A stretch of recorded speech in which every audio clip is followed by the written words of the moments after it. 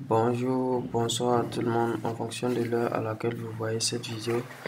Dans la vidéo d'aujourd'hui, on va essayer de voir comment utiliser les Flexbox en CSS. Et pour ça, j'ai créé une page HTML dans laquelle j'ai mis juste 3 divs. Les divs contiennent un qui contient les 3 divs. Div item 1, item 2, item 3. J'ai appelé mon style CSS ici dans les headers par link href égale à style.css. Maintenant, voici notre page CSS ici, juste à côté. Voici mes divs qui s'affichent comme ça sur ma page par défaut. Par défaut, mes divs sont alignés verticalement. Chaque div est sur sa ligne. Mais on va voir qu'en utilisant les display flexbox, les display flex, on peut aligner ces divs comme on veut à souhait. Ok, pour ça, pour que ce soit bien visible, je vais essayer d'abord de mettre des bordures.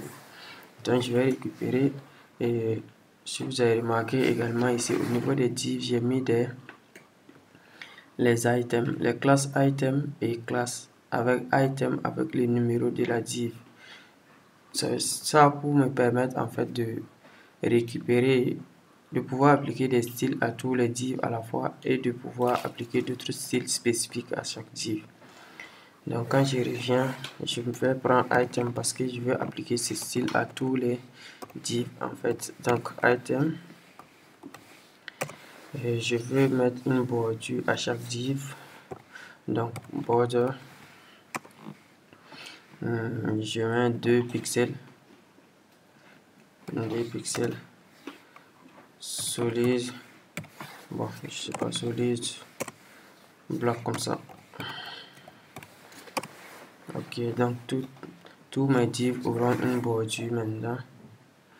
Je crois que c'est bon comme ça. Et ensuite je vais récupérer la première div class container.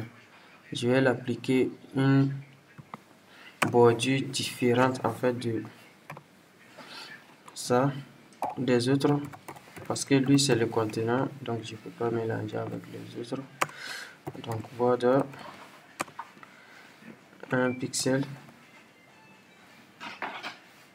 bon 2 aussi, je vais mettre 2 pixels aussi, solide, solide red, lui je vais mettre en rouge pour que ce soit bien visible. Ok, et voici maintenant. Je crois que c'est bon. Je vais les appliquer des hauteurs parce que je vois que c'est trop petit. Les hauteurs, par exemple, je peux mettre 250 pixels ou 300 en même temps. 200 pixels. J'enregistre. 300 c'est très grand, c'est trop grand. Donc je vais mettre peut-être 100. 100. Je crois que 100 ça sera bon. 300 c'est trop grand. Ok, 100 c'est bon. Et je peux les appliquer également de... Bon, je voulais les appliquer de largeur, mais je crois que c'est bon, c'est pas grave. Ok, on laisse. Maintenant, il peut arriver qu'on veut que nos divs s'alignent en fait horizontalement comme ça. Chaque div, tous les divs sur la même ligne. C'est là que va venir maintenant l'utilisation du display flex. À quoi sert le display flex? Le display flex permet en fait de transformer puisque les divs sont par défaut des display blocs. Souvent pour les mettre sur la même ligne, on utilise des displays inline. Les displays inline sont très limités, donc ce qui a amené la création des displays flex. Les displays flex vont nous permettre de faire beaucoup de choses en fait. Par exemple ici, pour que mes divs, si je veux transformer ce conteneur en flexbox, je vais mettre juste ici display flex.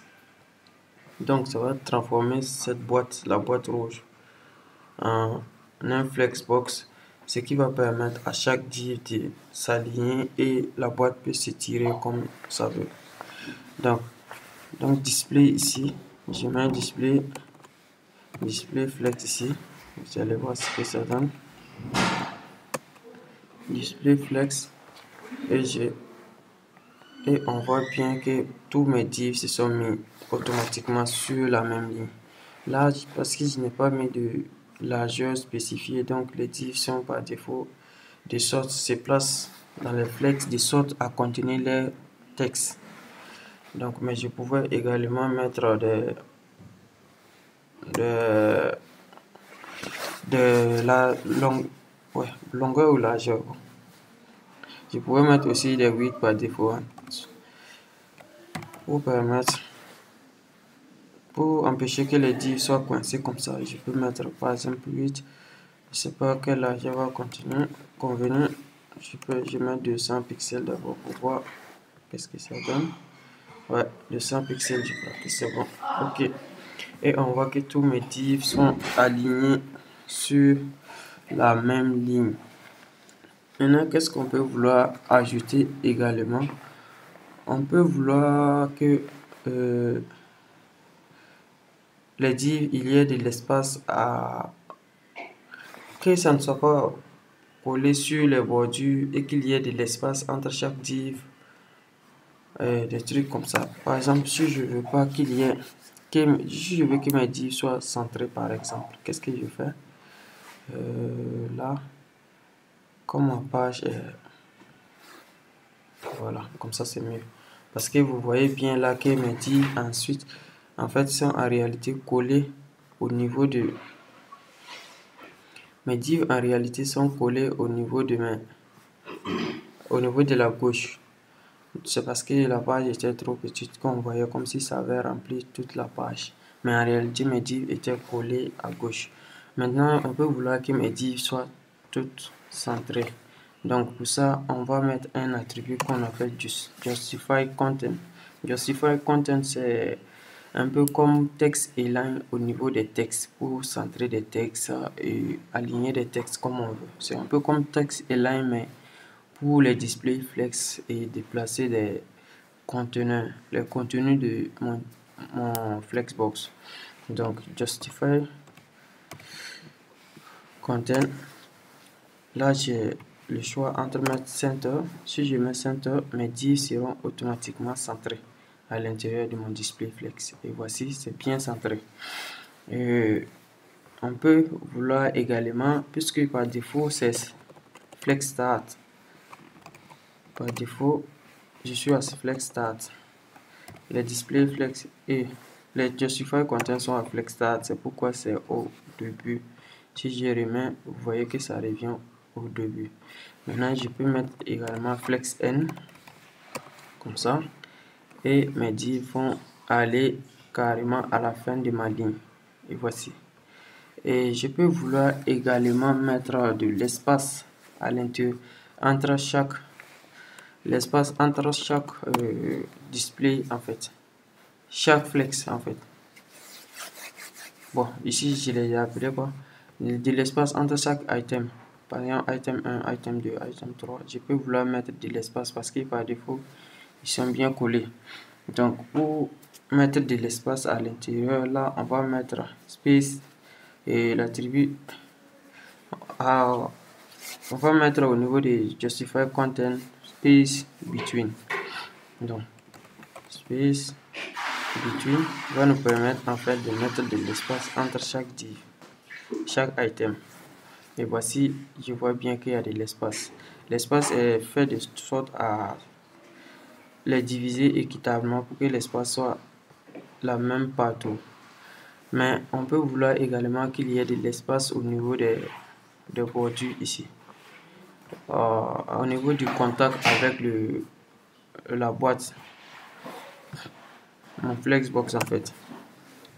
Donc si je veux ça, donc au lieu de mettre l'attribut ici, bon, je laisse ça et je mets l'autre là aussi pour que ça y ait des espaces entre les deux et l'espace avec le flexbox aussi.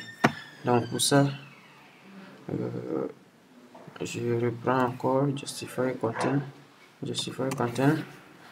Là je vais mettre quoi? Space et run. Space et run va nous permettre de mettre l'espace au niveau de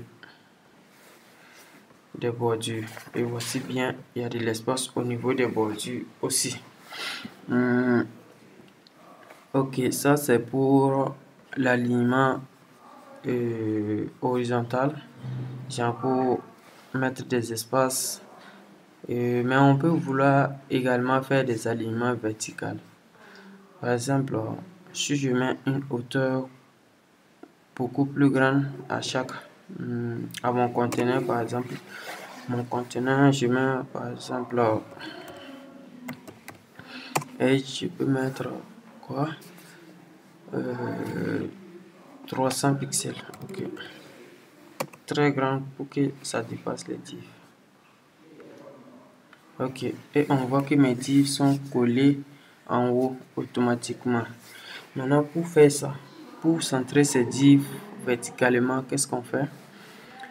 C'est là qui va intervenir maintenant le Align Item. Le Align Item permet de faire quoi? De faire la même chose que Justify Content, mais dans l'autre sens qui est vertical. Donc, Align Item, je peux mettre Center. Si je mets Center, mes divs seront centrés verticalement. Et voici mes divs sont bien centrés verticalement. Et qu'est-ce qu'on peut vouloir faire encore? On peut mettre les mêmes attributs qu'en haut là-bas. Flex N pour les mettre carrément en bas. Flex Star pour les remettre là où c'était parce que c'est la valeur par défaut. Donc Flex Star pour les remettre là où ça c'était. Et ça c'est pour l'alignement vertical. Donc je remets à center.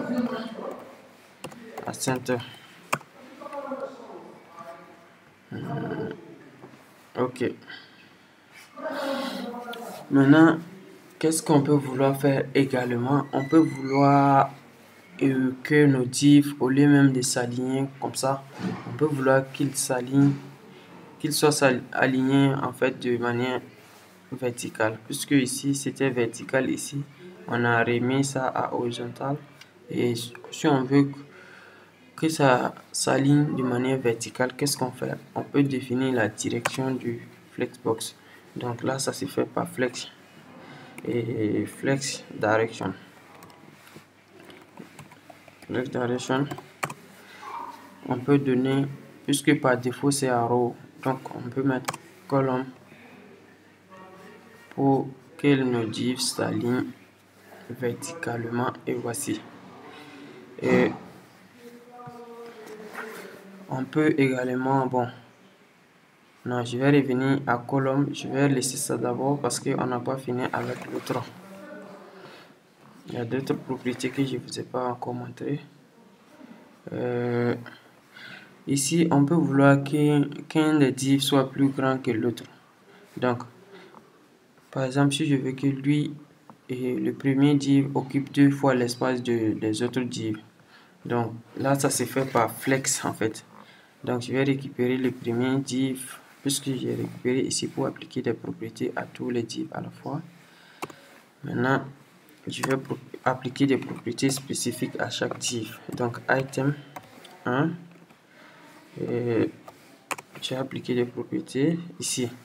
À mon item 1, je veux que mon item 1 occupe 2 fois l'espace des autres. Donc, comment on fait ça? C'est par flex, la propriété flex qu'on peut mettre à 2. Parce que par défaut pour chacun est à 1. Donc, si je mets pour lui à 2, je vois bien que ça occupe. Ah non. Non, non. Il faut que je mette pour les autres parce que ça occupe. Puisque ça fait disparaître mon espace pour ajouter à mon div. Donc, il faut que je mette pour les autres. Je vais enlever l'espace. Space between.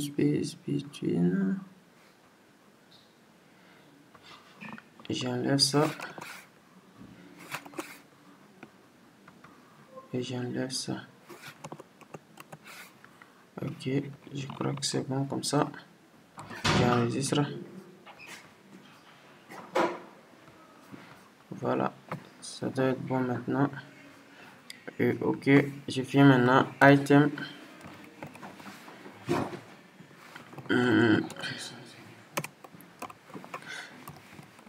Item 2.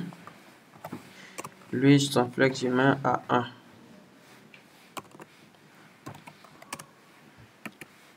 Et également item 3. Flex, je mets à 1 également.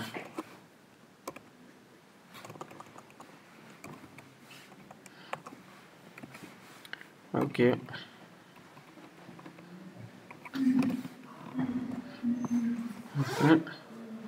Là, je remets mon truc et je vois bien que ça occupe bien maintenant 2 fois. Parce qu'il y avait des espaces, donc quand on ajoutait les espaces, ça dépassait en fait les 2 fois. Et que ça, la largeur n'était pas définie, donc ça ajoutait tout l'espace disponible. Donc, comme ça, c'est bien. On voit bien que ça occupe 2 fois pour item 2 et pour item 3. Donc, ça, c'est pour définir les différents. Ça, c'est pour définir en fait la largeur de chaque item. Maintenant, on peut vouloir également définir l'ordre de chaque item. Par exemple, je veux que l'item 1 s'affiche en premier. Là, on met order et on met 1 ici. Et pour lui, par exemple, je veux que lui s'affiche à la fin. Là, order, je vais mettre 3. Et là, order, je vais mettre à 2. Donc ça doit être maintenant de 2, 3, 1. Et on voit bien 2, 3, 1. Ça, c'est pour les gens, pour modifier l'ordre de l'affichage des items. Et je crois que c'est tout pour l'alignement horizontal. Maintenant, on va mettre nos différents items en vertical maintenant. Pour mettre en vertical, qu'est-ce qu'on fait? On va définir la direction de notre flexbox. Donc, flex direction qu'on va mettre à colonne. Là, ça va nous permettre d'aligner nos items verticalement. Et voici. Et mon flex, la longueur est toujours respectée. Et je crois que ça sera tout. Je crois que ça sera tout. Je vois pas d'autres propriétés qu'on peut encore ajouter ici parce que on a défini des largeurs de nos différents items par défaut. Que ça s'arrête comme ça, mais je peux venir là, enlever la largeur et enregistrer. Et je vois que ça occupe encore seulement, ça s'affiche de sorte à occuper tout simplement le contenu, le texte ici, pour s'adapter juste au texte. Donc, je crois que c'est bon pour cette vidéo. Et si vous voulez soutenir la chaîne, n'hésitez pas à vous abonner et à liker la vidéo. Et merci pour votre attention et à bientôt dans une nouvelle vidéo.